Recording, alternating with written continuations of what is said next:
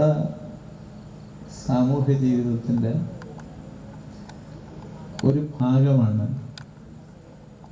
ക്ഷേത്രങ്ങളും പള്ളികളും ഉൾപ്പെടെയുള്ള ആരാധനാലയങ്ങളെല്ലാം. എല്ലാം മനുഷ്യർക്കുള്ളതാണ്. ഇന്ത്യ ഒരു പവിത്രമായ കാർഷിക നാഗരികതയുടെ സംസ്കാരം ഉൾക്കൊണ്ട നാടാണ്. ഇതുപോലെ ചില നാടുകളിൽ നദീതീരങ്ങളിൽ കൃഷി ചെയ്ത് ജീവിച്ച മനുഷ്യരാണ് ലോകത്തിന് ഇന്ന് കാണുന്ന മൂല്യവത്തായ ജീവിത സംസ്കാരത്തിൻ്റെ അടിത്തറ കെട്ടിപ്പടുത്തവർ. അതിലൊരു പവിത്രമായ സംസ്കാരമാണ് സൈന്ധവ സംസ്കാരമെന്ന് ലോകം വിളിച്ച, ലോകത്തിലെ ഏറ്റവും പഴക്കമുള്ള കാർഷിക സംസ്കാരങ്ങളിൽ ഏറ്റവും വിപുലമായ പ്രദേശത്ത് ഒരുപാട് കാലം നിലനിന്നത് ഏതോ കാരണങ്ങളാൽ, അതിൽ വ്യത്യസ്ത അഭിപ്രായങ്ങളുണ്ട്, തകർന്നു പോയതെന്ന് കരുതുന്നതുമായ സൈന്ധവ സംസ്കാരം. ഈ ക്ഷേത്രവുമായി ബന്ധപ്പെട്ട ആ സംസ്കാരത്തിൻ്റെ പ്രത്യേകത എന്താണെന്ന് വെച്ചാൽ, ഈ ശിവദേവതാബോധം ആദ്യം ഇന്ത്യയിൽ ഒരു ഉത്സവ ജീവിത കാർഷിക ദേവതാബോധമായി പടുത്തുയർത്തിയത് അവരാണ്. ഈ ബോധത്തെക്കുറിച്ച്, ആ സംസ്കാരത്തെക്കുറിച്ചും നമ്മൾ അറിഞ്ഞു തുടങ്ങിയിട്ട് ലോകം ഒരു ലേഖനത്തിലൂടെ അതറിഞ്ഞിട്ട് 100 വർഷമേ ആയിട്ടുള്ളൂ. എന്നാൽ ആ സംസ്കാരത്തിന് 5000 മുതൽ 7000 വർഷം വരെ പഴക്കമുണ്ട്. ചരിത്രത്തിലുള്ള അത് എങ്ങനെയോ മനുഷ്യനിൽ നിന്നും മറഞ്ഞ് ഭൂമിക്കടിയിൽ അമർന്നും കിടക്കുകയായിരുന്നു. അതറിയാൻ തന്നെ കാര്യം, 1922 കാലത്ത് ബ്രിട്ടീഷുകാർ ഇന്ത്യ ഭരിക്കുമ്പോൾ ഇന്ത്യയിലെ ആർക്കോളജിക്കൽ സർവേ ഓഫ് ഇന്ത്യയുടെ ഡയറക്ടർ ഒരു ജോൺ മാർഷലായിരുന്നു. റെയിൽവേ ലൈനിന് വേണ്ടി സിന്ധിൽ നിന്ന് ലാഹോറിലേക്ക് മണ്ണ് കുഴിക്കുമ്പോഴാണ് ഒരു നാഗരിക സംസ്കാരത്തിൻ്റെ അതുവരെ ലോകം അല്ലെങ്കിൽ ഇന്ത്യ കാണാത്ത ഒന്ന് കണ്ടെത്തിയത്. അദ്ദേഹം 1924 സെപ്റ്റംബർ മാസം 20-ാം തീയതി, അതായത് ഇപ്പം 1925 ഒരു 5-6 മാസം മുമ്പുള്ള 100 വർഷത്തിന് മുമ്പ് ലണ്ടനിൽ പ്രസിദ്ധീകരിക്കുന്ന ഒരു പ്രസിദ്ധീകരണത്തിൽ ഒരു ലേഖനം എഴുതി. അങ്ങനെയാണ് സിന്ധു നദിയുടെ കരയിൽ ഏതോ കാലത്ത് ലോകത്തിനാകെ മാതൃകയായ ഒരു മഹത്തായ സംസ്കാരം ഉണ്ടായിരുന്നുവെന്ന് ലോകമറിഞ്ഞത്. സിന്ധു നദിയേക്കാൾ ഭയങ്കരമായി പിന്നെ വിവാദങ്ങൾ ഒഴുകി, സംവാദങ്ങൾ വളർന്നു. സിന്ധു നദി അറബിക്കടലിൽ ചെന്ന് ചേർന്നെങ്കിലും ഈ വിവാദങ്ങളും സംവാദങ്ങളും ഇപ്പോഴും ഒരു കടലിലും ചെന്ന് ചേർന്നിട്ടില്ല. ആ സംസ്കാരത്തിൻ്റെ കെട്ടുറപ്പും മേന്മയും സൗന്ദര്യവും ഇതുവരെ നമുക്ക് അവിടെ നിന്ന് കണ്ടെടുത്ത ശില്പങ്ങളിലും പാത്രങ്ങളിലും മറ്റ് തകിടുകളിലുമുള്ള ചിത്രലിപികൾ വായിക്കാൻ കഴിഞ്ഞിട്ടില്ല. കഴിഞ്ഞ 50 വർഷമായി അതെല്ലാം വായിക്കാനുള്ള ശ്രമം നടക്കുകയാണ്, പക്ഷെ വായിക്കാൻ കഴിഞ്ഞിട്ടില്ല. അപ്പം നമ്മളെ അപ്പൂപ്പന്മാർ 10,000 വർഷങ്ങൾക്ക് മുമ്പ് നമ്മളെക്കാൾ സുസ്ഥിരവും ഐശ്വര്യപൂർണവുമായ ഒരു ജീവിതം കെട്ടിപ്പടുത്തവരായിരുന്നു. പക്ഷെ അവരെഴുതി വെച്ചത് നമുക്ക് വായിക്കാൻ കഴിയുന്നില്ല. എന്നെങ്കിലും ലോകം അത് വായിക്കും. ലോകത്തിലെ ഭാഷാ പണ്ഡിതന്മാരും എഴുത്തിൻ്റെ പൂർവകാല രൂപങ്ങളെ കണ്ടെത്തി വായിക്കാൻ ശ്രമിക്കുന്ന ഗവേഷകരുമെല്ലാം ഒന്നാകെ പരിശ്രമിക്കുന്നുണ്ട്. പക്ഷെ എത്തിച്ചേരാൻ പറ്റുന്നില്ല. എന്നാൽ എത്തിച്ചേരാൻ പറ്റിയ ഒരു കാര്യം തർക്കമില്ലാതെ ബോധ്യപ്പെട്ടത് അവരുടെ ദേവതാസങ്കല്പമാണ്. അതിനെ ഗവേഷകർ വിളിച്ചത് ആദിശിവൻ എന്നാണ്. അത് അർദ്ധനാരീശ്വരനായിരുന്നു. അതായത് പാതി പെണ്ണും പാതി പുരുഷനുമായ ദേവതാസങ്കല്പമാണ് ശിവസങ്കല്പം. ഈ ശിവ എന്ന പേര് ആണിനും പെണ്ണിനുമാവാം. അതായത് പ്രകൃതിയുടെ പ്രത്യേകത പകുതി സ്ത്രീയും പകുതി പുരുഷനുമാണ്. എന്നാലേ ഇത് രണ്ടും ചേർന്നാലേ തുടർച്ചയുള്ളൂ, വളർച്ചയുള്ളൂ, സൗന്ദര്യമുള്ളൂ, ആരാധനയുള്ളൂ, ആകർഷണമുള്ളൂ. ഇതാണിന് മാത്രവുമില്ല, പെണ്ണിന് മാത്രവുമില്ല. അത്തരം ഒരു ദേവതാസങ്കല്പം ലോകത്തിലെ മറ്റേതെങ്കിലും കാർഷിക നാഗരിക സംസ്കാരത്തിൽ ഇതുവരെ കണ്ടെടുത്തിട്ടില്ല. അതുകൊണ്ട് ലോകത്തിലെ ദേവതാസങ്കല്പത്തിൻ്റെ പൂർണ്ണതയെന്ന് അവർ ഗവേഷകർ, നമ്മൾ ഇന്ത്യക്കാർ മാത്രമല്ല ബ്രിട്ടീഷുകാരും ഫ്രാൻസുകാരും ജർമ്മൻകാരും ഒക്കെ പറയുന്നത് ഈ സിന്ധു നാഗരികത ദേവതാസങ്കല്പമാണ്. അത് ആദിശിവസങ്കല്പമാണ്. അത് അർദ്ധനാരീശ്വര സങ്കല്പമാണ്. അതിനെ വേർതിരിച്ചതാണ് പിന്നെ ശിവസങ്കല്പവും ദേവീ സങ്കല്പവുമായി മാറിയത്. അപ്പം ഇവിടെ ഈ ലോഹി എന്ന പഴയ സൗഹൃദമൊക്കെ വെച്ച് ഇങ്ങനെ ഒരു ക്ഷേത്രത്തിൽ വാരത്ത് ഞാൻ പണ്ട് ഒന്ന് പ്രസംഗിച്ചിട്ടുണ്ട്, 2-3 തവണ പ്രസംഗിച്ചിട്ടുണ്ട്. ഒന്ന് വരണം. അപ്പോൾ കണ്ണൂർ ഞാൻ വന്നിട്ട് ഒരുപാട് കാലമായി. ഞാൻ പറഞ്ഞു വരാമെന്ന് പറഞ്ഞു. ചെറുപ്പക്കാരികളായ വിദ്യാർത്ഥികളും യുവതികളുമുണ്ട്. അവരോട് എനിക്ക് പറയാനുള്ളത്, നമ്മൾ ഒന്നാണെന്ന് എന്ന് തിരിച്ചറിയുന്നു അന്ന് ഇന്ത്യ ലോകത്തെ നയിക്കും. തിരിച്ചറിയാതിരുന്നാൽ ലോകത്ത് ഇന്ത്യ നശിക്കും. അപ്പം ഇന്ത്യ ലോകത്തെ നയിക്കണമോ നശിക്കണമോ എന്ന് തീരുമാനിക്കേണ്ടത് നമ്മളാണ്.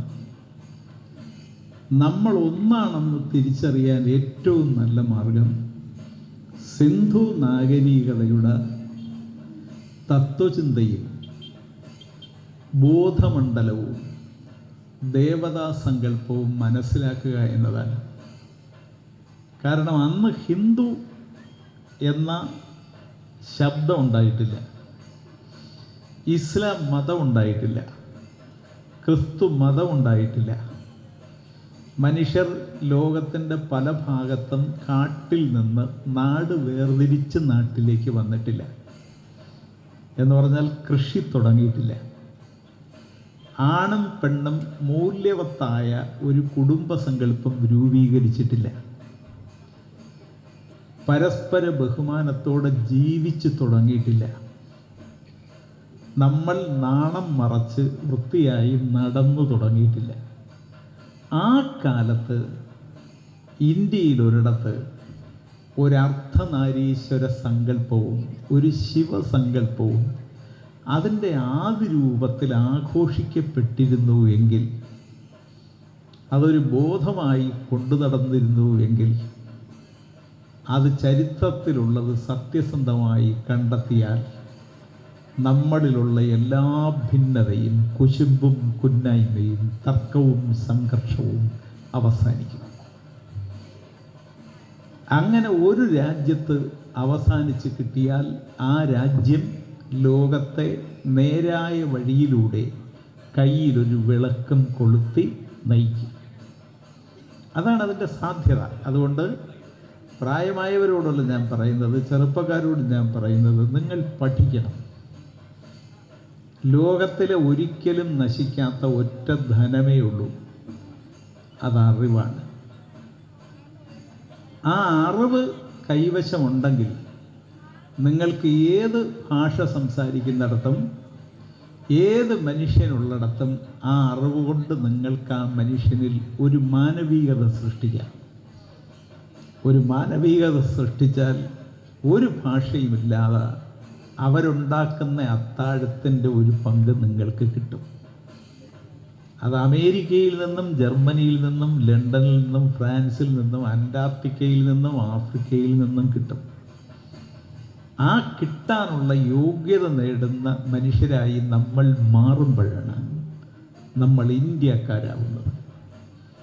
മഹാത്മാഗാന്ധി രാഷ്ട്രപിതാവായ രാജ്യത്തിലെ മക്കളായ മനുഷ്യരാവും. അപ്പോൾ അതിന് ഈ സിന്ധു നാഗരികതയെക്കുറിച്ച്, ശിവസങ്കല്പത്തെക്കുറിച്ച്, അതെങ്ങനെ രൂപപ്പെട്ടു എന്നതിനെക്കുറിച്ച് പഠിക്കുക പരമപ്രധാനമാണ്. അതുകൊണ്ട് ചെറുപ്പക്കാരായ ആളുകളെ അത് ചെയ്യുക. ഈ ആദിശിവ രൂപത്തിൽ ആരാധിച്ചിരുന്ന കാലത്ത് അത്തരം ഒരു ചിന്ത ഉണ്ടാകണമെങ്കിൽ ലോകത്തിലെല്ലാവരും പറയുന്നത് വളരെ ശുദ്ധിയുള്ള കൃഷിയിൽ നിന്നേ അതുണ്ടാവും. അപ്പം ഈ കൃഷി വളർത്തിയ ആ സംസ്കാരത്തിൻ്റെ പാവനത്വവും പുണ്യവും എന്താണെന്നും എത്രയാണെന്നും മനസ്സിലാക്കേണ്ടി വരും. ശിവസങ്കല്പത്തെക്കുറിച്ച് പൊതുവേ പറയുന്നത് എന്താണെന്ന് വെച്ചാൽ, കൈലാസവാസിയായ ഒരു ദേവതാ സങ്കല്പമാണ്.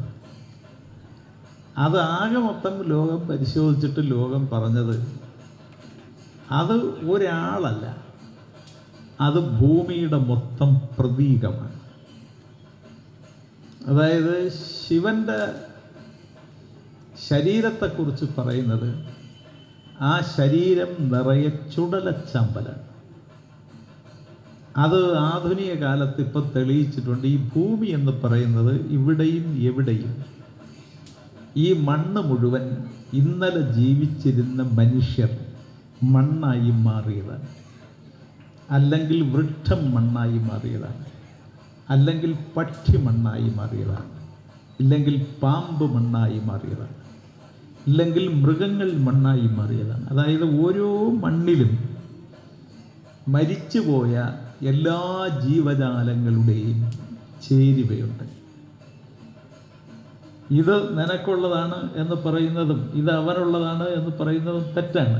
മണ്ണ് നമ്മുടെ പൂർവികരുടെ ശരീരമാണ്. അതുകൊണ്ടാണ് ചിലർ പറയുന്നത് ഈ ഭൂമി മുഴുവൻ ഒരു ചുടുകാടാണ്, ഒരു ശവപ്പറമ്പാണ്.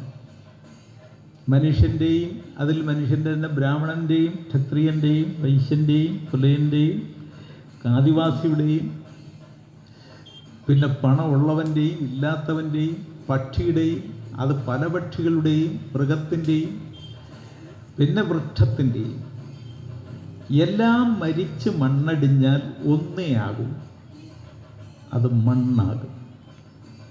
അങ്ങനെയാണെങ്കിൽ ഈ ഭൂമി മുഴുവൻ ജീവജാലങ്ങളുടെ, സസ്യങ്ങൾ ഉൾപ്പെടെയുള്ള ജീവജാലങ്ങളുടെ ശവപ്പറമ്പാണ്.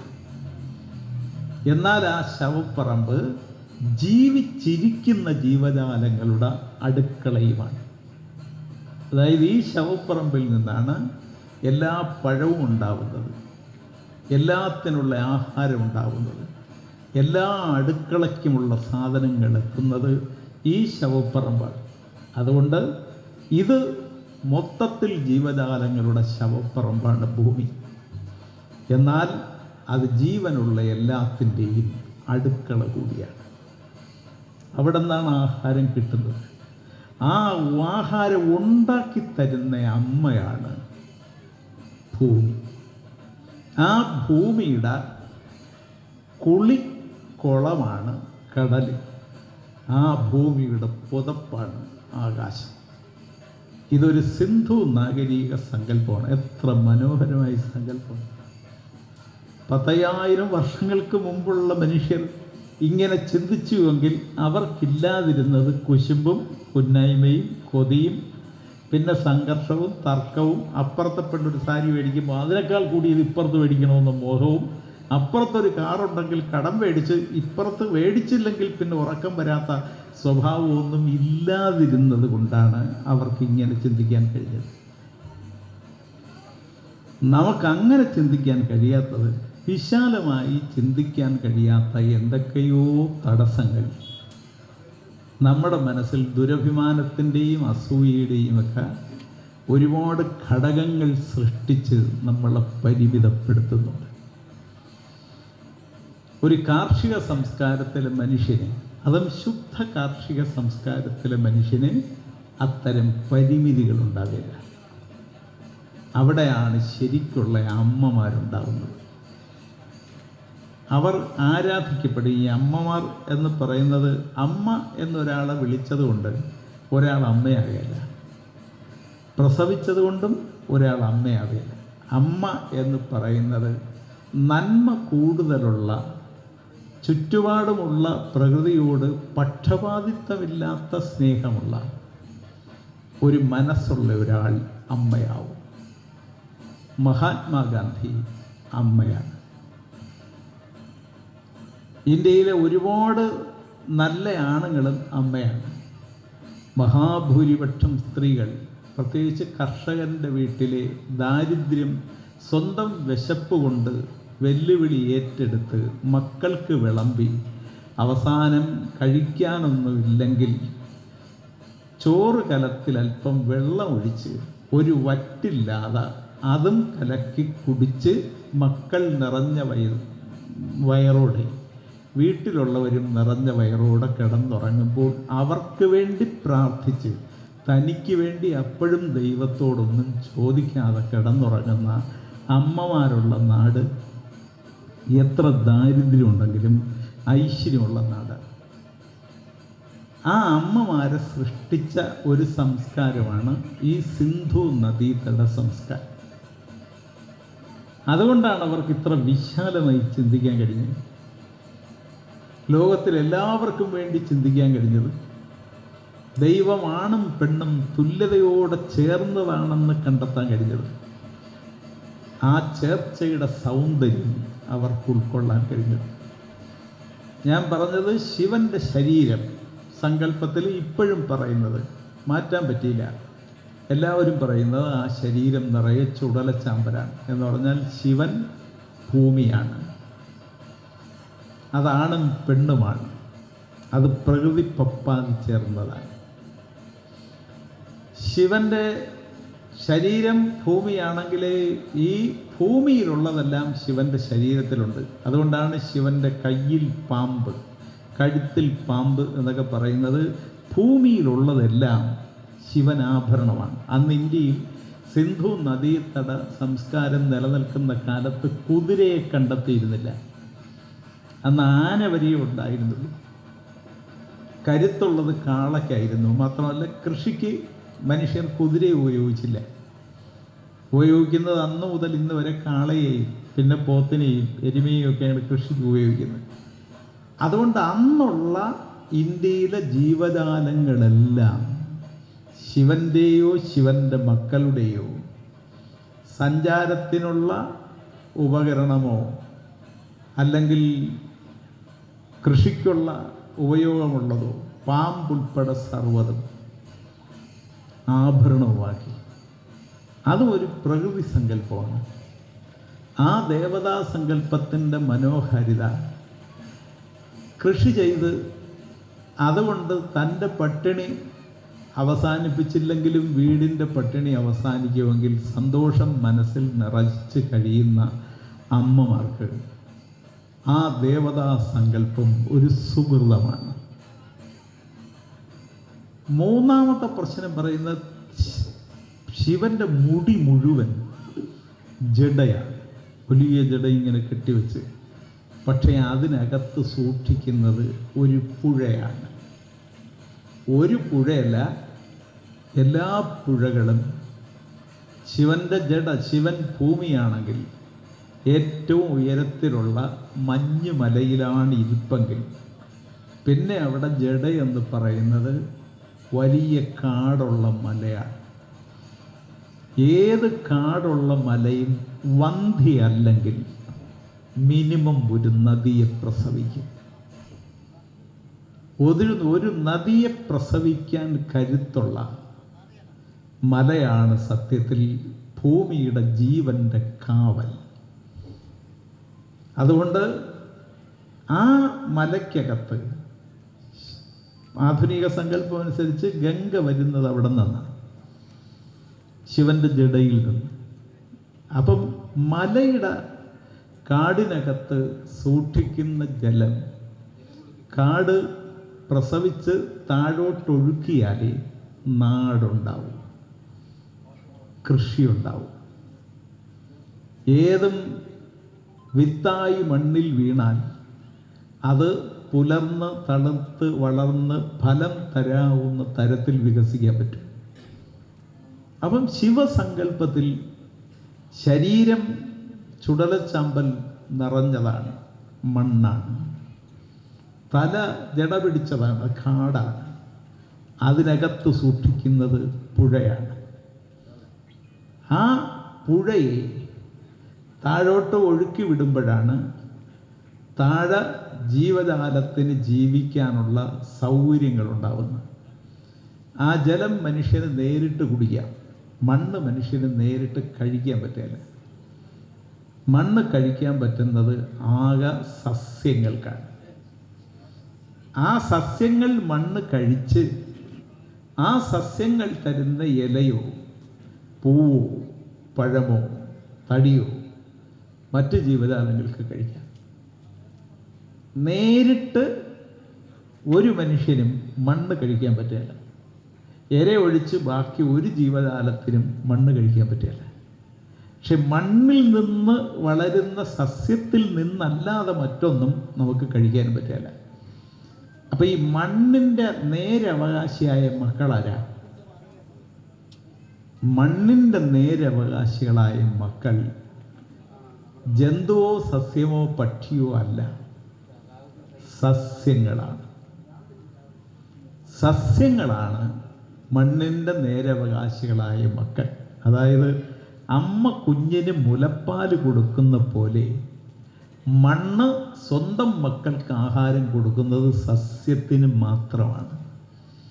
മനുഷ്യനുൾപ്പെടെയുള്ള ജീവജാലങ്ങൾക്ക് തരുന്നത് സസ്യങ്ങൾ കഴിച്ച് അത് വളർന്ന് അത് പൂത്ത് അത് കാച്ച് അതിൻ്റെ ഫലമായിട്ടാണ്. അപ്പം മണ്ണിൻ്റെ നേരവകാശികൾ സസ്യങ്ങളാണ്. സസ്യത്തിൽ ചിലർക്കൊരു ധാരണയുണ്ട്, അതായത് കാടിനെ ഭരിക്കാനുള്ള അവകാശം നാടിനുണ്ടെന്ന്. ഇല്ല, നേരെ തിരിച്ചാണ് പ്രകൃതി പറഞ്ഞിരിക്കുന്നത്. നാടിനെ ഭരിക്കാനുള്ള അവകാശം കാടിനുണ്ട്. കാരണം കാടാണ് നാടിനെ കാക്കുന്നത്. കാടില്ലെങ്കിൽ മലയില്ല, മലയില്ലെങ്കിൽ പുഴയില്ല, പുഴയില്ലെങ്കിൽ നാടില്ല, നാട് മരുഭൂമിയാണ്. പിന്നെ ചിലർ ധരിക്കുന്നുണ്ട് നാടിനെ ഭരിക്കാനുള്ള അവകാശം നഗരത്തിനുണ്ടെന്ന്. അതും തെറ്റാണ്. അതായത് എല്ലാത്തിനെയും ഭരിക്കാനുള്ള അവകാശം സത്യത്തിൽ കാടിനാണുള്ളത്. മറ്റ് ജീവജാലങ്ങളെ ഭരിക്കാനുള്ള അവകാശം മനുഷ്യനുണ്ടെന്നൊരു തോന്നൽ മനുഷ്യനുണ്ട്. അതുകൊണ്ട് മൃഗങ്ങളെ വെടിവെക്കാൻ, പക്ഷികളെ കൊല്ലാൻ, പാമ്പിനെ അടിക്കാൻ, മരത്തെ മുറിക്കാൻ, മലയെ ഇടിക്കാൻ, മഴയെ തടയാൻ, നദിയെ തടഞ്ഞ് അണ കെട്ടാനും ഒക്കെ അവകാശം മനുഷ്യനുണ്ടെന്നത് തെറ്റിദ്ധാരണയുണ്ട്. അത് സിന്ധു നാഗരിക സംസ്കാരം നോക്കിയാൽ നമുക്ക് മനസ്സിലാവും, നമുക്കതില്ല.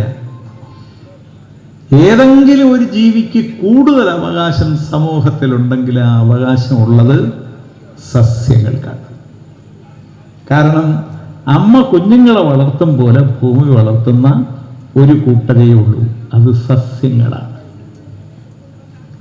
ആ സസ്യങ്ങൾ വളർത്തുന്നവരാണ് നമ്മൾ. സസ്യങ്ങൾ വളർത്തുന്നവരിൽ മാംസഭുക്കുകളുമുണ്ട്. പക്ഷെ മാംസഭുക്കുകൾ കഴിക്കുന്ന ജന്തുക്കളെ, മൃഗങ്ങളെ വളർത്തുന്നതും മണ്ണ് സസ്യങ്ങളിലൂടെയാണ്. അതായത് സസ്യങ്ങളില്ലെങ്കിൽ ഭൂമി മരുഭൂമിയാണ്, അല്ലെങ്കിൽ മഞ്ഞുമലയാണ്. രണ്ടിടത്തും വേറൊന്നിനും വളരാൻ പറ്റില്ല. അതുകൊണ്ട് മനുഷ്യന് പ്രത്യേക അധികാരമുള്ളത് നമുക്ക് അധികാരവും നിയമങ്ങളും ഉണ്ടാക്കാനുള്ള ബുദ്ധി തന്നതുകൊണ്ട് നമ്മൾ ബുദ്ധി തെറ്റായി ഉപയോഗിക്കുന്നതാണ്. എല്ലാത്തിനും തുല്യ അവകാശമുണ്ട്. ആർക്കെങ്കിലും അധിക അവകാശമുണ്ടെങ്കിൽ അത് സസ്യങ്ങൾക്കാണ്. ഒരു മനുഷ്യൻ്റെ കാല് വെട്ടിക്കഴിഞ്ഞാൽ പിന്നെ ഇപ്പോഴത്തെ അനുസരിച്ച് വേണമെങ്കിൽ വെപ്പ് കാലൊക്കെ വെച്ച് നടക്കാം. പക്ഷെ ഒരു സസ്യത്തെ നിങ്ങൾ മുറിച്ചാലും പ്രകൃതി തന്നെ വീണ്ടും കിളിർപ്പിക്കും. വീണ്ടും ചിലപ്പോൾ അതിനേക്കാൾ വലിയ കമ്പ്, അതിനേക്കാൾ വലിയ കൊമ്പ്, അതിനേക്കാൾ വലിയ തടി ആ സസ്യത്തിന് പ്രകൃതി ഉണ്ടാക്കി കൊടുക്കും. സസ്യങ്ങളെ പ്രകൃതി കുളിപ്പിക്കും. നിങ്ങൾ ശ്രദ്ധിച്ചിട്ടുണ്ടാകും, ഈ മഴയൊക്കെ പെയ്യുന്നത് നമുക്ക് കുളിക്കാനല്ല, സസ്യത്തിന് കുളിക്കാനാണ്. കുളിച്ചു നിൽക്കുന്ന സസ്യത്തെ ഒരു കാറ്റ് വന്ന്, അമ്മ കുഞ്ഞിന് മുടി തോർത്തി കൊടുക്കുന്നത് പോലെ കാറ്റ് വന്ന് പ്രകൃതി തന്നെ അതിൻ്റെ വെള്ളം ചോർത്തിക്കൊടുക്കും. എന്നിട്ടത് പൂത്തു നിൽക്കുമ്പോൾ അതിൻ്റെ മണം അതിനും നാട്ടിനും കൊടുക്കുക മാത്രമല്ല, അതിൻ്റെ എല്ലാ കല്യാണവും, നമ്മുടെ വീട്ടിൽ 28ഉം 30ഉം കഴിഞ്ഞ് പെൺകുട്ടികൾ നല്ല ആളുകളെ കിട്ടാതെ വിവാഹം മുടങ്ങി നിൽക്കുന്നത് പോലെ ഒരു ചെടിയും പൂത്ത് ഒരു തുമ്പിയെ തേടി നിൽക്കാറില്ല. തുമ്പി സ്വാഭാവികമായി വരും, പരാഗണം നടക്കും. പരാഗണം എന്ന് പറഞ്ഞാൽ പൂവിൻ്റെ കല്യാണമാണ്, ചെടിയുടെ കല്യാണമാണ്. കല്യാണം നടന്ന് അത് ഫലമാവും. പ്രകൃതി അവരുടെ കല്യാണം നടത്തും. അതിൽ മൂന്നാമം വേണ്ട, അതിൽ മാട്രിമോണിയൽ സൈറ്റ് വേണ്ട. അത് കാട്ടിലാണെങ്കിൽ പ്രകൃതി ഏറ്റവും ഭംഗിയായി ചെയ്യും. നാട്ടിൽ പിന്നെ ഈ മനുഷ്യൻ്റെ ശല്യം കൊണ്ട് ചിലപ്പോൾ ചിലത് നഷ്ടമാവും.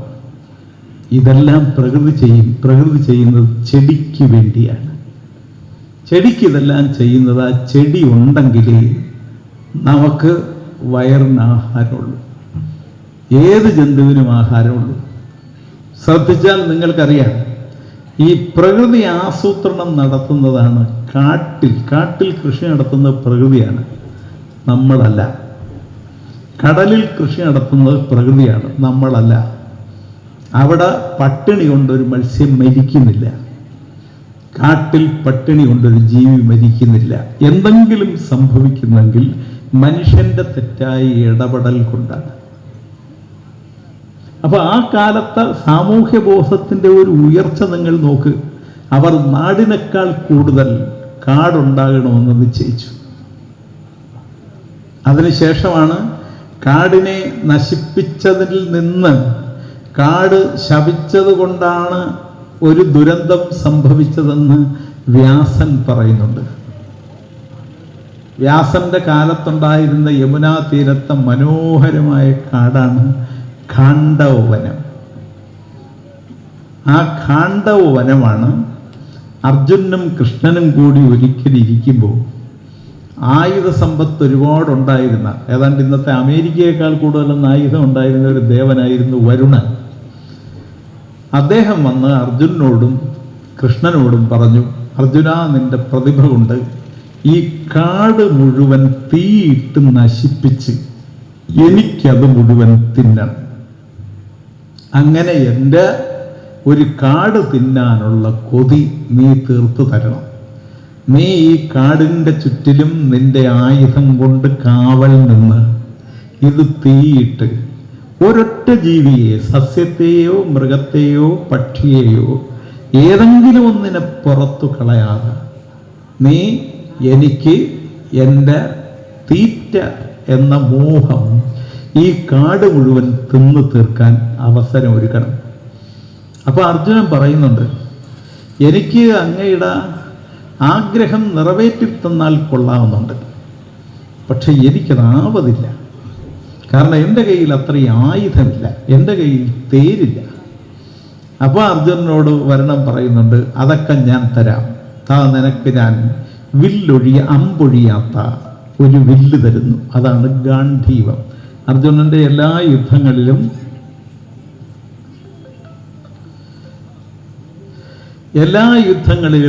അർജുനൻ പിന്നെ ഉപയോഗിക്കുന്നത് കുരുക്ഷേത്ര യുദ്ധത്തിൽ ഉൾപ്പെടെ ഈ ഗാന്ധീവമാണ്.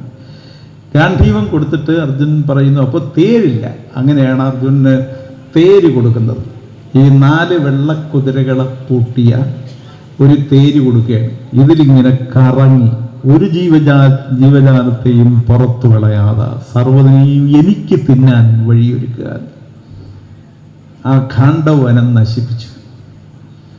നശിപ്പിച്ചപ്പോൾ അവിടെ നിന്ന് അർജുന സഹായത്താൽ രക്ഷപ്പെട്ട വളരെ കുറച്ച്, അതിലൊരാളാണ് ഒരു അസുരനായിരുന്ന, എല്ലാ നിർമ്മിതിയും അറിയാമായിരുന്ന അന്നത്തെ ഏറ്റവും വലിയ എഞ്ചിനീയർ മയൻ. അപ്പം മയൻ പുറത്തു വന്നപ്പോൾ മയൻ അർജുനനോട് പറഞ്ഞു, എന്നെ രക്ഷിച്ചതിന് ഞാൻ എന്തെങ്കിലും ഒരു നിർമ്മിതി അങ്ങയ്ക്കുണ്ടാക്കി തരാം. അപ്പോൾ അർജുനൻ പറഞ്ഞു, എനിക്ക് എന്താണെന്ന് പറയാൻ പറ്റില്ല, കൃഷ്ണനോട് പറ, കൃഷ്ണൻ പറയുന്നത് ഉണ്ടാക്കിത്തരാൻ. അങ്ങനെയാണ് കൃഷ്ണനോട് പറഞ്ഞ് കൃഷ്ണൻ ഉണ്ടാക്കിയതാണ് ഇന്ദ്രപ്രസ്ഥം. ഖാണ്ഡവപ്രസ്ഥമെന്നും അതിനെ പറയും. കാട് നശിപ്പിച്ചുണ്ടാക്കിയ ഇന്ദ്രപ്രസ്ഥത്തിൽ ഇരുന്ന് അഹങ്കാരത്തോടെ ദുര്യോധനന്റെ അമളി കണ്ട് പാഞ്ചാലി ചിരിച്ചതാണ് കുരുക്ഷേത്ര യുദ്ധത്തിലേക്കുള്ള യാത്ര ആരംഭിക്കുന്നത്. അതായത് പ്രകൃതിയെ നശിപ്പിച്ചാൽ നിങ്ങൾക്ക് പരസ്പരം വെട്ടിമരിക്കുകയല്ലാതെ വേറെ വഴിയില്ല. സർവ്വതും നശിക്കുകയല്ലാതെ വേറെ വഴിയില്ല. ഇതെത്ര മനോഹരമായിട്ടാണ് വ്യാസൻ ഖാണ്ഡവപ്രസ്ഥം പറഞ്ഞെങ്കിലും ഈ സിന്ധു നാഗരിക തീർത്ത മനുഷ്യരെ അവരുടെ തത്വചിന്ത ഇപ്പോഴും നമുക്ക് മനസ്സിലായിട്ടില്ല. അവരേതെങ്കിലും കവിത ഉണ്ടാക്കിയോ നമുക്ക് മനസ്സിലായിട്ടില്ല. അവരുടെ തത്വചിന്താ ബോധം എത്ര വലുതായിരുന്നുവെന്ന് നമുക്കറിയത്തില്ല. പക്ഷെ നമുക്ക് ഒരു ദേവതാ സങ്കല്പത്തിലൂടെ പ്രകൃതിയെക്കുറിച്ചുള്ള അവരുടെ ബോധം എത്രയാണെന്ന് തിരിച്ചറിയാൻ പറ്റും. ആ ബോധമാണ് സത്യത്തിൽ ആധുനിക കാലത്ത് 3 നില വെച്ച് എല്ലാ നിലയും ബാക്കിയാക്കി ഒരു മുറിയിൽ താമസിക്കുന്ന നമ്മൾ ഒരു നാടിനെ നശിപ്പിച്ചു കളഞ്ഞത്. വികസനത്തിൻ്റെ പേരിൽ നമ്മൾ സർവ്വത്തോടും അടച്ചു കളഞ്ഞത്, സർവ്വമരവും മുറിച്ചു കളഞ്ഞത്, സർവ്വമലയും ഇടിച്ചു കളഞ്ഞത്, സർവ്വ നിലവും നികത്തിക്കളഞ്ഞത്, ഉള്ള ജലത്തെ ബാക്കി മലിനമാക്കി കളഞ്ഞത്, നമ്മുടെ വേസ്റ്റ് മുഴുവൻ കൊണ്ട് എവിടെയും ഇട്ട് നമുക്ക് മൂക്കിൽ ദുർഗന്ധമടിക്കാതെ നടക്കാൻ പറ്റാതെ സാഹചര്യം ഉണ്ടാക്കിയത്. നമുക്ക് തിരുത്തണമെങ്കിൽ നമ്മളെ ശരി പഠിപ്പിച്ച ഒരു കാലത്ത് ജീവിച്ച ശിവദേവതാ സങ്കല്പവുമായി കഴിഞ്ഞ ഈ ഭൂമി തന്നെ ഒരു ദൈവമാണെന്ന് കരുതിയ, ആ ദൈവത്തിൻ്റെ ശരീരം മണ്ണാണെന്ന് കരുതിയ, ആ ദൈവത്തിൻ്റെ മുടിയിൽ പുഴയാണ് സൂക്ഷിച്ചതെന്ന് കരുതിയ, ആ പുഴ ഒഴുകുന്നത് കൊണ്ടാണ് നാട് ജീവിച്ചതെന്ന് കരുതിയ, അതുകൊണ്ട് പുഴയെയും മലയെയും ഒപ്പം ഭൂമിയെയും ആരാധിച്ച ഒരു ദേവതാ സങ്കല്പം ഉണ്ടായിരുന്നുവെന്ന് തിരിച്ചറിയുന്നത് തന്നെ നമുക്ക് തിരുത്താൻ സഹായിക്കുന്ന ഒരു ഘടകമാണ്. അത് കഴിഞ്ഞ് ശിവന്റെ നെറ്റിയിൽ സാധാരണ നമുക്ക് 2 കണ്ണുണ്ട്. അത് നെറ്റിക്ക് താഴെ ഇടത്തും വലത്തുമായിട്ടാണ്. ആ 2 കണ്ണ് കാരണമാണ് നമുക്ക് എല്ലാ പ്രശ്നവും ഉണ്ടാകുന്നത്. നമുക്ക് കാണുന്നതെല്ലാം വേണം, നമുക്ക് എത്ര കിട്ടിയാലും പോരാ. ഈ 2 കണ്ണ് സത്യത്തിൽ 2 അസുരന്മാരിയ്ക്കുന്ന പോലെയാണ് നമ്മുടെ മുഖത്തിരിക്കുന്നത്. നമുക്കൊരിക്കലും തൃപ്തി വരികയില്ല. ഒരിക്കലും തൃപ്തി വരാതിരിക്കാൻ കാര്യം ഈ 2 കണ്ണാണ്. എന്ന് വെച്ചാൽ കണ്ണില്ലാതെ ജീവിക്കാൻ പറ്റുമെന്ന് ചോദിച്ചാൽ ജീവിക്കാനും പറ്റില്ല. ഇപ്പം നാടാകെ കണ്ണാശുപത്രികളാണ്. ഈ കണ്ട് മോഹിച്ച് ഈ അസൂയയും കുശുമ്പും കൊണ്ട് നമ്മുടെ കണ്ണ് മുഴുവൻ കേടായിരിക്കുക. എന്നാലും നമ്മൾ വിടുകയല്ല. എന്നാൽ ശിവന് 2 കണ്ണുണ്ട്. ആ കണ്ണ് മിക്കവാറും ശിവൻ അടച്ചു വെച്ചേക്കും. ശിവന് 3ാമതൊരു കണ്ണുണ്ട്. അത് നെറ്റിയുടെ ഒത്ത മധ്യത്താണ്. അത് കൃത്യമായി അടച്ചു വെച്ചേക്കാണ്. ആ കണ്ണിന് ഏറ്റവും വിരോധം കാമത്തോടാണ്. കാമം എന്ന് പറഞ്ഞാൽ നമുക്ക് തോന്നും ആണും പെണ്ണും തമ്മിലുള്ള ബന്ധം അല്ല. ഏതൊന്നിനോട് അമിതമായ ആർത്തിയുണ്ടോ, അത് സ്വർണത്തോടാണെങ്കിലും തുണിയോടാണെങ്കിലും കാറിനോടാണെങ്കിലും റോഡിനോടാണെങ്കിലും വീടിനോടാണെങ്കിലും ഇനി തൻ്റെ അയൽവക്കത്തെ ഒരു ആണോ പെണ്ണോ ആയ മനുഷ്യനോടാണെങ്കിലും അമിതമായി അർഹതയില്ലാത്ത ഒന്ന് ഭൂമിയിലുള്ള ഏത് വസ്തുവിനോട് ആർക്ക് തോന്നിയാലും അതാണ് കാമം. ശിവബോധം ഏറ്റവും എതിരെ കാമത്തോടായി. ശിവൻ ഒന്നിനേ എതിർത്തിട്ടുള്ളൂ.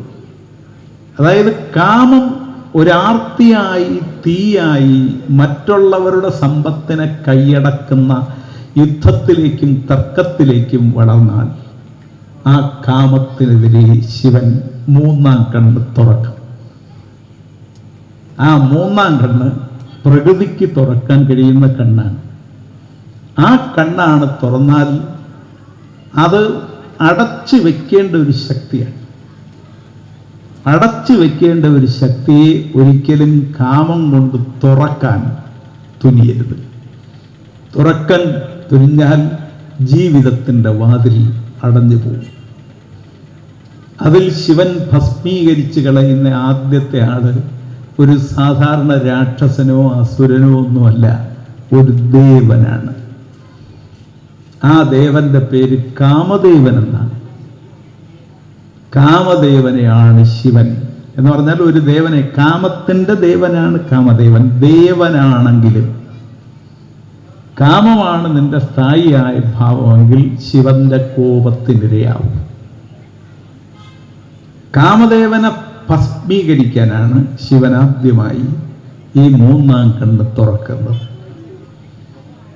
അത് മനസ്സിലാക്കിയാൽ തന്നെ നമുക്ക് ഓരോരുത്തർക്കും ഈ ഭൂമിയിൽ അർഹതപ്പെട്ടത് എന്താ നമുക്ക് നിശ്ചയിക്കാൻ പറ്റും. എൻ്റെ വിശപ്പിനുള്ളതേ ഞാൻ എടുക്കാവൂ.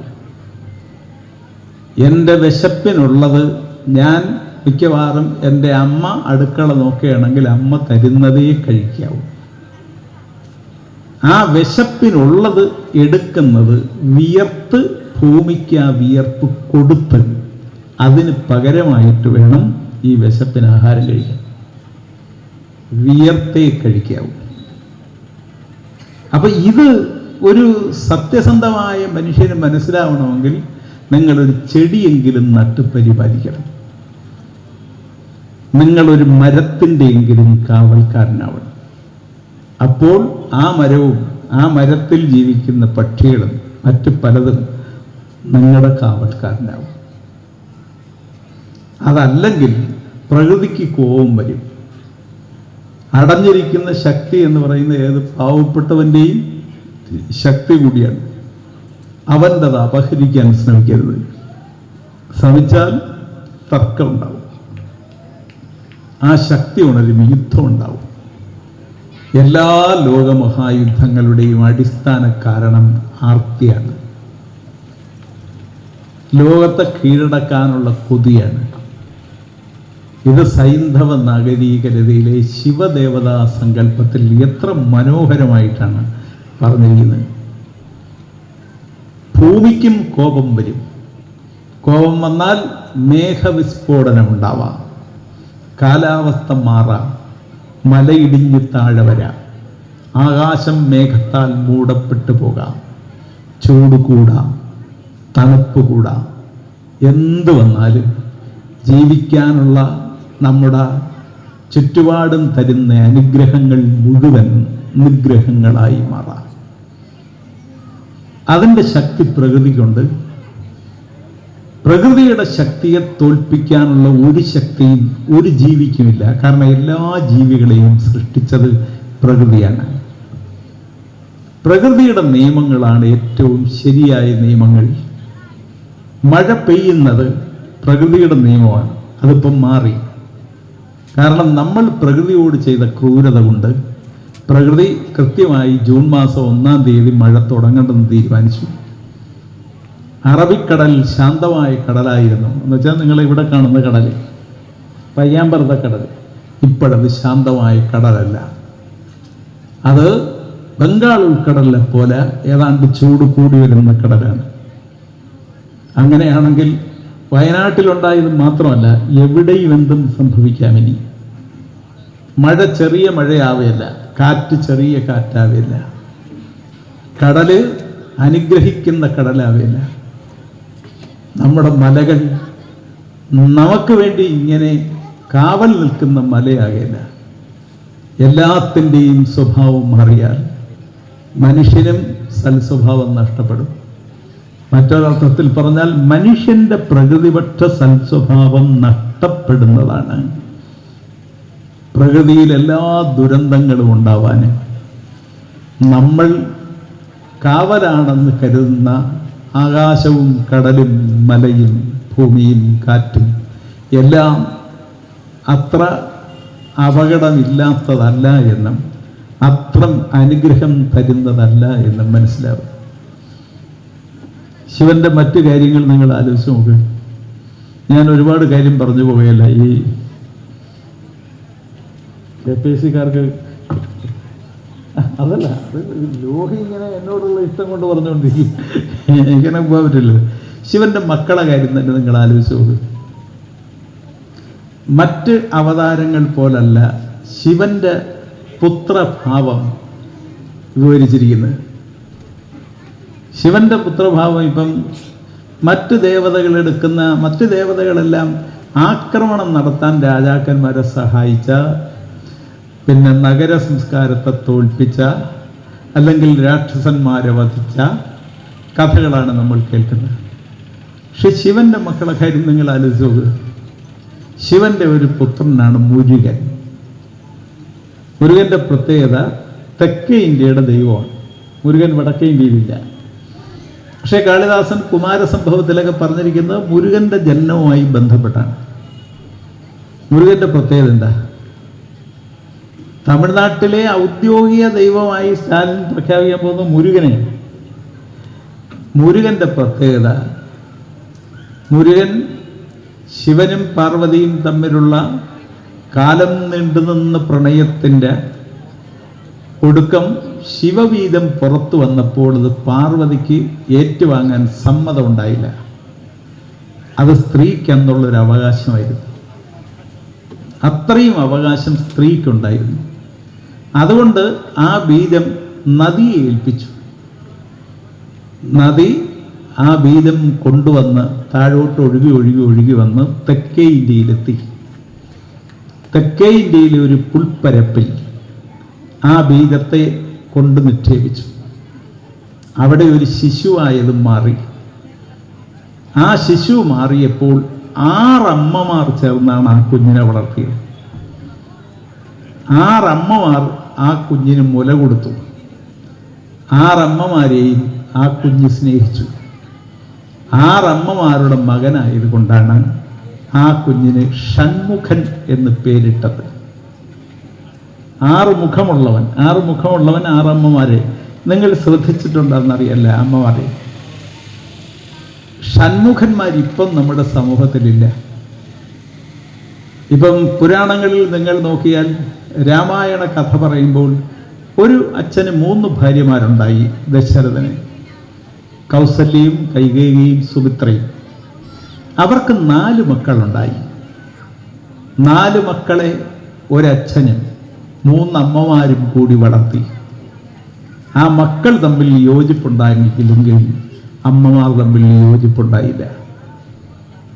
അത് കാരണമാണ് രാമന് കാട്ടിൽ പോകേണ്ടി വന്നത്. അതിൻ്റെ അർത്ഥം എന്താ?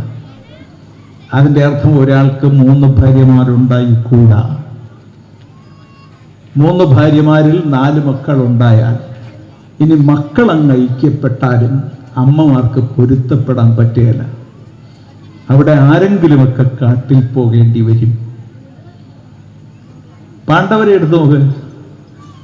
എടുത്തു നോക്കിയാൽ പാണ്ഡവന് 2 ഭാര്യ, കുന്തിയും മാദ്രിയും. കുന്തിക്ക് 4 മക്കൾ. അതിൽ കർമ്മൻ പാണ്ഡുവിനെ കെട്ടുന്നതിന് മുമ്പ് ഉണ്ടായതുകൊണ്ട് അയാളെ ഉപേക്ഷിച്ചു. അവിടെ ഒരു പാപം ചെയ്തു. അതിനുശേഷം 3 മക്കൾ, ധർമ്മപുത്രനും ഭീമനും അർജുനനും. അതിനുശേഷം മാദ്രിക്ക് 2 മക്കൾ. മാദ്രി മരിച്ചു. അപ്പോൾ ഈ 5 മക്കളുടെ അമ്മ കുന്തിയായി. ഒരച്ഛന് 2 ഭാര്യമാരിൽ മറ്റ് പല ദേവന്മാരാൽ പിറന്ന 5 മക്കൾ ഒരമ്മയ്ക്ക് കീഴിൽ ഒരുമിച്ച് നിന്നെങ്കിലും അവർക്ക് എല്ലാവർക്കും ഒരാളൊഴിച്ച്, ധർമ്മപുത്രനൊഴിച്ച് ബാക്കി എല്ലാവർക്കും സൽസ്വഭാവം എന്ന് പറയാൻ പറ്റുകയില്ല. അവർ പലതിലും പ്രാവീണ്യമുള്ളവരായി. അപ്പുറത്ത് ഗാന്ധാരിക്ക് ഒരമ്മയ്ക്ക് 100 മക്കൾ. ആ 100 മക്കളെ അമ്മ കണ്ണ് മൂടിക്കെട്ടി വളർത്തിയത് കൊണ്ട് അവർ തനി വഷളന്മാരായി വളർന്നു. അവസാനം ഈ 5 മക്കളും ആ 100 മക്കളും കുരുക്ഷേത്ര യുദ്ധം വരെ എത്തുന്ന ഒഴിവാക്കാനാകാത്ത തർക്കത്തിൻ്റെ തീയിൽ പെട്ടുപോയി. എല്ലാവരെയും കൊല്ലാൻ വേണ്ടി അവരുടെ ജീവിതം ഒഴിഞ്ഞു വെച്ചു. അപ്പം ഒരമ്മയ്ക്ക് 100 മക്കൾ തെറ്റാണ്. ഇനി 2 അമ്മമാരുടെ 5 മക്കൾ ഒരാൾ വളർത്താൻ തീരുമാനിച്ചാലും ശരിയാവില്ല. ഒരച്ഛന് 3 ഭാര്യയിൽ 4 മക്കൾ ഉണ്ടായാലും കാട്ടിൽ പോകേണ്ടി വരും. ഇത് വ്യാസനും വാൽമീകിയും പറഞ്ഞ കഥ. എന്നാൽ ശിവന്റെ കഥ എന്താണ്? ശിവന്റെ മകൻ മുരുകൻ ഒരു മകനെ വളർത്താൻ 6 അമ്മമാർ. ആ മകൻ മാതൃകയായി. അതായത് ഒരു കുട്ടിയെ ഒരുപാട് അമ്മമാർ വളർത്തണം. ഒരുപാട് അമ്മമാർ വളർത്തണം എന്ന് പറഞ്ഞാൽ ശിവൻ പറഞ്ഞ പോലെ 6 അമ്മമാർ മുര കൊടുത്ത് വളർത്തണമെന്നല്ല. കുട്ടിക്കൊരു അമ്മയുണ്ടാവണം, അമ്മുമ്മയുണ്ടാവണം, വലിയമ്മയുണ്ടാവണം, വലിയ കുഞ്ഞമ്മയുണ്ടാവണം, പിന്നെ കുഞ്ഞമ്മയുണ്ടാവണം. ഒരു വീട്ടിൽ ഒരു കുട്ടിയെ മിനിമം 6 അമ്മമാരെങ്കിലും വളർത്തണം. അതിനൊരു മാർഗം ഇവിടെ ഉണ്ടായിരുന്നു. അതാണ് കൂട്ടുകുടുംബം.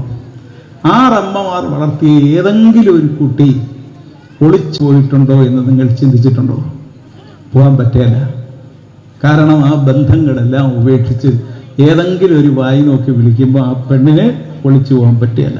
പക്ഷെ ഒരമ്മ വളർത്തിയ കുട്ടിക്ക് എപ്പോൾ വേണമെങ്കിലും ഒരു ചതിയിൽപ്പെട്ട് പോകാൻ പറ്റും. അതുകൊണ്ട് ഒരു വീട്ടിൽ അമ്മമ്മയും വലിയമ്മയും ചെറിയമ്മയും കുഞ്ഞമ്മയും ഒക്കെ ഉണ്ടാവണം. മുരുകന്റെ കഥ അതാണ് പറയുന്നത്. നിങ്ങൾ ഒറ്റയ്ക്ക് വളർത്തി ഒരാളെ നന്നാക്കാം എന്ന് തീരുമാനിച്ചാൽ നന്നാവില്ല. പക്ഷെ ഒരു കൂട്ടുകുടുംബത്തിൽ എല്ലാവരും കൂടി ഒരു കുട്ടിയുടെ മനസ്സിൽ തോന്നണം, എനിക്ക് അതുണ്ട്, ഇതുണ്ട്, മറ്റതുണ്ട്, അമ്മൂമ്മയുണ്ട്, ചിന്നമ്മയുണ്ട്, കുഞ്ഞമ്മയുണ്ട് എന്നൊക്കെ തോന്നിയാൽ ആ കുട്ടിക്ക് വീട് വിടാൻ പറ്റുകയല്ല. മുരുകന്റെ കഥ അതാണ്. ആ മുരുകൻ ആണ് ഒരു താരകാസുരൻ എന്ന് പറയുന്ന ആർക്കും നശിപ്പിക്കാൻ പറ്റാത്ത ഒരാളെ, ആ താരകാസുരനെ വധിക്കാൻ ഈ വരുണന്റെ കയ്യിൽ ഗാന്ധീയമുണ്ട്, അതുകൊണ്ട് പറ്റുകയില്ല. അല്ലെങ്കിൽ പല അവതാരങ്ങൾ എടുക്കാം, അതുകൊണ്ട് പറ്റുകയില്ല. ശിവന് വേണമെങ്കിൽ ശിവന്റെ ആ ശക്തി കൊണ്ട് നശിപ്പിക്കാം, അതിനും പറ്റുകയില്ല. താരകാസുരനെ നശിപ്പിക്കാൻ അന്ന് എല്ലാവരും കൂടെ തീരുമാനിച്ചത് ശിവപുത്രനെ പറ്റൂ. ശിവനും പറ്റുകയില്ല, ശിവപുത്രനെ പറ്റൂ. അതും പുത്രൻ ജനിച്ച് 7ാമത്തെ ദിവസം താരകാസുരനെ വധിക്കണം. അതിൻ്റെ അർത്ഥം എന്താ? അതിൻ്റെ അർത്ഥം അസുരത്വം എന്ന് പറയുന്നത് നമ്മുടെ ഉള്ളിലുള്ള അധികാരത്തോടുള്ള ആർത്തിയാണ്. എനിക്ക് അത് വേണം, എനിക്ക് മറ്റത് വേണം, എനിക്ക് ഈ രാജ്യം ഭരിക്കണം, ലോകം ഭരിക്കണം എന്നൊക്കെ തോന്നുന്നത് ഒരു താരകാസുരനാണ്. ഹിറ്റ്ലർ ഒരു താരകാസുരനായിരുന്നു. മുസോളിനി ഒരു താരകാസുരനായിരുന്നു. ലോകത്ത് വെട്ടിപ്പിടിക്കാൻ നടന്ന രാജാക്കന്മാരും അക്രമികളുമെല്ലാം താരകാസുരന്മാരാണ്. ഒരു താരകാസുരനെ വധിക്കാൻ ഒരു ശിശുവിനെ പറ്റൂ എന്ന് പറഞ്ഞാൽ ഒരു നിഷ്കളങ്കതയ്ക്ക് പറ്റൂ. ഒരു താരകാസുരൻ വന്ന് വാളുമായി നിൽക്കുമ്പം 7 ദിവസം മാത്രം പ്രായമുള്ള ഒരു ശിശുവിന് പേടി തോന്നുകയല്ല. 70 വയസ്സുള്ളവനും പേടി തോന്നും, 17 വയസ്സുള്ളവനും പേടി തോന്നും, 30 വയസ്സുള്ളവനും പേടി തോന്നും. ഒരു 7 ദിവസം മാത്രം പ്രായമുള്ള ശിശുവിന് പേടി തോന്നുകയല്ല. പേടി തോന്നിയില്ലെങ്കിൽ ആ ശിശുവിനെ ഒരു അസുരന് വധിക്കാൻ പറ്റുകയില്ല. പറ്റിയില്ലെങ്കിൽ അവൻ്റെ അസുരത്വം അവൻ ഉപേക്ഷിച്ചേ പറ്റൂ. ഒരു കുഞ്ഞിൻ്റെ ചിരി ഒരു ക്രിമിനലിൻ്റെ ക്രിമിനൽ സ്വഭാവത്തെ ഇല്ലാതാക്കും. അത് ആ കാലത്ത് തന്നെ ഒരു കുഞ്ഞ്, നിങ്ങളുടെ വീട്ടിൽ ഒരു കുഞ്ഞ് ജനിച്ച് ചിരിച്ചാൽ, കുഞ്ഞ് ഒന്ന് കരഞ്ഞാൽ ആ വീട്ടിൽ പല സ്വഭാവക്കാരുണ്ടാവും. രാക്ഷസനുണ്ടാവും, മനുഷ്യനുണ്ടാവും, ദേവനുണ്ടാവും, ആണുണ്ടാവും, പെണ്ണുണ്ടാവും. പക്ഷെ എല്ലാവരെയും യോജിപ്പിക്കുന്ന ഒരു ഘടകം കുഞ്ഞാണ്. ആ എല്ലാ അസുരഭാവങ്ങളും ഇല്ലാതാക്കി എല്ലാവരെയും യോജിപ്പിച്ച, ആർത്തിയിൽ നിന്ന് അധികാരത്തിൽ നിന്ന് മനുഷ്യനെ വിമോചിപ്പിച്ച് ദുരഭിമാനത്തിൻ്റെ തടവറയിൽ നിന്ന് അവനെ മനുഷ്യനാക്കി തീർത്ത ഒരു കുഞ്ഞാണ് മുരുകൻ. ആ കുഞ്ഞിനെ വടക്കേ ഇന്ത്യ ഏറ്റെടുത്തില്ല. എന്തുകൊണ്ട് ഏറ്റെടുത്തില്ല? വടക്കേ ഇന്ത്യക്ക് ഇപ്പോഴും അത്തരം നിഷ്കളങ്കത ഏറ്റെടുക്കാൻ പ്രയാസമുള്ള ഒരു മനസ്സുണ്ട്. തെക്കേ ഇന്ത്യ ഏറ്റെടുത്തു. മറ്റൊരർത്ഥത്തിൽ പറഞ്ഞാൽ അതിനെ ആര്യ ഇന്ത്യ ഏറ്റെടുത്തില്ല, അതിനെ ദ്രാവിഡ ഇന്ത്യയാണ് ഏറ്റെടുത്തത്. അങ്ങനെ മുരുകൻ തമിഴ്നാട്ടിലെ പളനിയിലും മറ്റു പല സ്ഥലത്തും വലിയ ക്ഷേത്രങ്ങളിലെ ആരാധനാമൂർത്തിയായി. 2 ശിവ വൈഷ്ണവ തർക്കമായിരുന്നു ആ കാലത്ത്. അതായത് ശിവവിഷ്ണു തർക്കം ഇന്ത്യയിലെ വലിയ തർക്കമായിരുന്നു. മറ്റു മതങ്ങളൊന്നും ഇന്ത്യയിൽ ഉണ്ടായിരുന്നില്ല. ശൈവമതവും വൈഷ്ണവമതവും തമ്മിലുള്ള തർക്കമാണ്. അതിൻ്റെ ചരിത്രം ഞാൻ ഈ ആര്യ ദ്രാവിഡ ചരിത്രം ഞാൻ പറഞ്ഞു പോയില്ല. അതിനും പരിഹാരം കണ്ടത് തെക്കേ ഇന്ത്യയാണ്. പ്രത്യേകിച്ച് കേരളവും തമിഴ്നാടും കൂടെ ചേർന്നാണ്. അന്നത്തെ തിരുവിതാംകൂർ, എൻ്റെയൊക്കെ നാടും അന്നത്തെ പാണ്ഡ്യനാടും കൂടെ ചേർന്നാണ് പരിഹാരം കണ്ടത് ഈ ശൈവ വൈഷ്ണവ തർക്കത്തിന്. ആ ശൈവ വൈഷ്ണവ തർക്കത്തിനുള്ള പരിഹാരമാണ് ശിവനും വിഷ്ണുവും തമ്മിൽ ആലിംഗനം ചെയ്ത് അതിൽ ജനിച്ചതാണ് അയ്യപ്പൻ. അയ്യപ്പൻ വടക്കേ ഇന്ത്യൻ ദൈവമല്ല, തെക്കേ ഇന്ത്യൻ ദൈവമാണ്. ഇപ്പം ശബരിമല സീസണാണ്. ഈ മകരവിളക്കവരൊക്കെ വരുന്നത് തമിഴ്നാട്ടിലെ മിക്കവാറും എല്ലാവരെയും അവിടെ പോയാൽ കാണാം. കേരളത്തിലെയും തിരുവിതാംകൂറിലെയും കർണാടകത്തിലുള്ളവരെല്ലാം വരുന്നത്, ആന്ധ്രയിലുള്ളവരെല്ലാം വരുന്നത് ശബരിമല. കാരണം അത് ശൈവ വൈഷ്ണവ തർക്കം, മനുഷ്യനുണ്ടാക്കിയ തർക്കം തീർക്കാൻ, അവരെ യോജിപ്പിക്കാൻ ഒരാശയത്തിന് പറ്റും. ഒരാശയമാണ് അയ്യപ്പൻ. ശിവൻ മോഹിനി വേഷം കെട്ടിയ വിഷ്ണുവിനെ കണ്ട് ശിവനെ വികാരമടങ്ങാതെ കെട്ടിപ്പിടിച്ച് ജനിച്ച് പമ്പയിൽ ഉപേക്ഷിച്ചതാണ് അയ്യപ്പൻ എന്നൊക്കെ പറയുന്നത്. അത് കഥ, ചരിത്രം. ഇന്ത്യയിലെ വൈഷ്ണവ ശൈവ തർക്കം തീർന്നത് ഈ തെക്കേ ഇന്ത്യയിലെ പമ്പയുടെ തീരത്തെ കാടുകളിൽ വെച്ചാണ്. അവർ യോജിക്കാൻ തീരുമാനിച്ചു. ആശയങ്ങൾ തമ്മിൽ ഏറ്റുമുട്ടി മനുഷ്യർ മരിക്കുന്നത് വലിയ ആശയങ്ങൾ ഉൾക്കൊള്ളാൻ കഴിയാത്ത ചെറിയ മനസ്സുള്ളതാണെന്ന് അവർ തിരിച്ചറിഞ്ഞു. കുറച്ചുകൂടെ വലിയ മനസ്സുണ്ടെങ്കിൽ തങ്ങൾക്ക് യോജിക്കാമെന്നവർ കണ്ടെത്തി. യോജിക്കാൻ അവർക്കൊരു രൂപം വേണം. അത് ഏറ്റവും നല്ല രൂപം ഒരു കുഞ്ഞാണ്. അങ്ങനെ അയ്യപ്പൻ സത്യത്തിൽ ഹരിഹരപുത്രൻ എന്നൊക്കെ പറയുന്ന ഹരിയുടെയും ഹരൻ്റെയും വിഷ്ണുവിൻ്റെയും ശിവൻ്റെയും എന്നൊക്കെ പറയുന്ന 2 ആശയങ്ങൾ യോജിച്ചതാണ്. അത് കാരണമുള്ള തർക്കങ്ങൾ തീർക്കാൻ ശ്രമിച്ചതാണ്. അതൊരു മനസ്സാണ്. നമുക്ക് ഒരു പാർലമെൻറ്റ് ഇലക്ഷനിൽ, അല്ലെങ്കിൽ ഒരു പഞ്ചായത്ത് ഇലക്ഷനിൽ, അല്ലെങ്കിൽ ഒരു തട്ടിപ്പ് സഹകരണ സംഘത്തിൻ്റെ പ്രസിഡന്റ് ആവാനുള്ള തർക്കം തീർക്കാൻ പോലും പറ്റാതെ അതിൻ്റെ പേരിൽ ഹർത്താൽ നടക്കേണ്ടി വരുന്ന നാടാണ് നമ്മുടെ നാട്. അപ്പോഴാണ് ഒരു വലിയ തർക്കം, ദേവതാ സങ്കല്പത്തിലെ തർക്കം, ചരിത്രത്തിൽ ഒരു കുഞ്ഞിൻ്റെ പിറവിയുമായി ബന്ധപ്പെട്ട് നിക്ഷേപിച്ചു എന്ന് പറഞ്ഞാൽ ആ കഥയിലൊക്കകത്തുള്ളത് ശൈവ വൈഷ്ണവ തർക്കം മനോഹരമായ ഐക്യത്തിലൂടെ തീർത്തെടുത്തു എന്നാണ്. അത്തരം ഒരു ദേവതാ സങ്കല്പത്തിലെ ദേവതാ ബോധമായിട്ടാണ് ശിവൻ ഇന്ത്യയിൽ വരുന്നത്. അതൊരു കാർഷിക നാഗരിക ദേവതാ സങ്കല്പമാണ്. അതൊരു മാതൃബോധ സങ്കല്പമാണ്. അമ്മമാർ ഒരു വീട്ടിൽ ഉണ്ടാകുന്ന മൂത്തവനും ഇളയവനും തമ്മിൽ, അല്ലെങ്കിൽ മൂത്തവളും പിന്നെ അവൻ്റെ ഇളയ കുട്ടിയും തമ്മിലുള്ള തർക്കം തീർക്കുന്നത് അമ്മ ഒരു ദിവസം പട്ടിണി കിടന്നായിരിക്കും.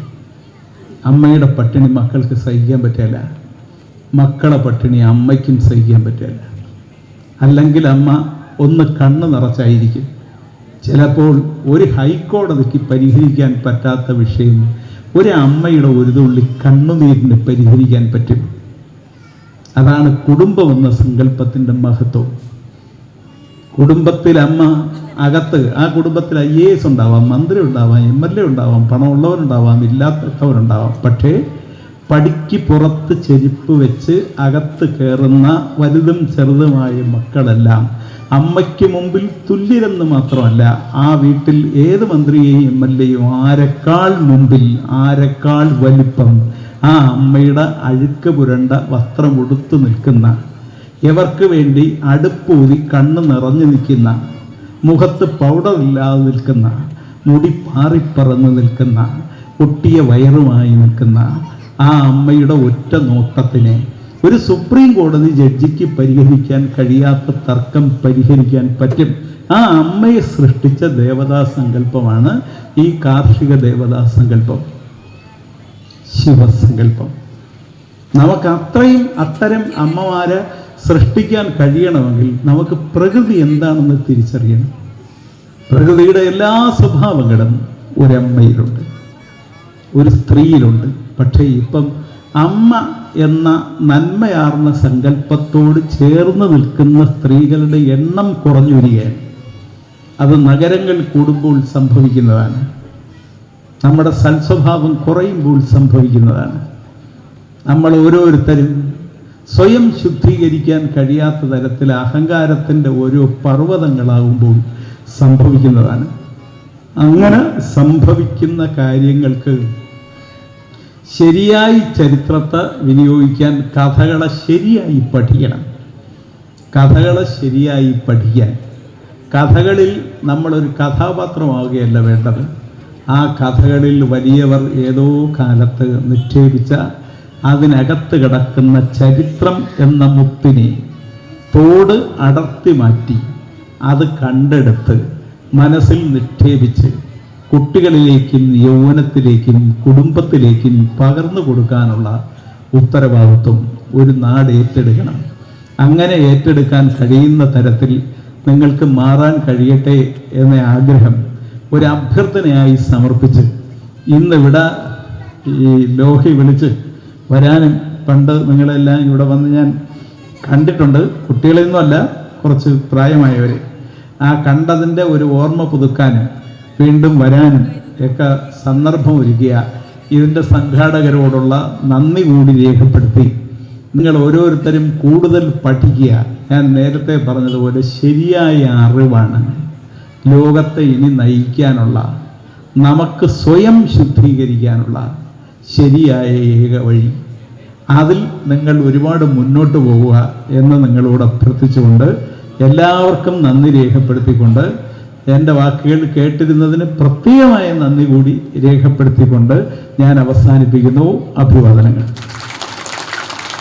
വാരം ശാസ്താംകോട്ടം ശിവക്ഷേത്രത്തിൻ്റെ 2025 കൊടിയേറ്റ മഹോത്സവത്തിൻ്റെ ഭാഗമായി നമ്മുടെ ക്ഷണം സ്വീകരിച്ച്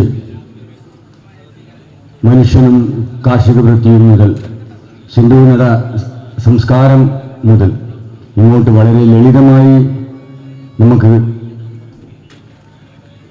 അറിവ് പകർന്നു തന്ന നമ്മുടെ ബഹുമാനപ്പെട്ട മുൻ മന്ത്രി മുല്ലക്കര നായൻ അവർക്ക് ഞാൻ ക്ഷേത്ര ആഘോഷ കമ്മിറ്റിയുടെ വളരെയധികം നന്ദി അറിയിക്കുകയാണ്.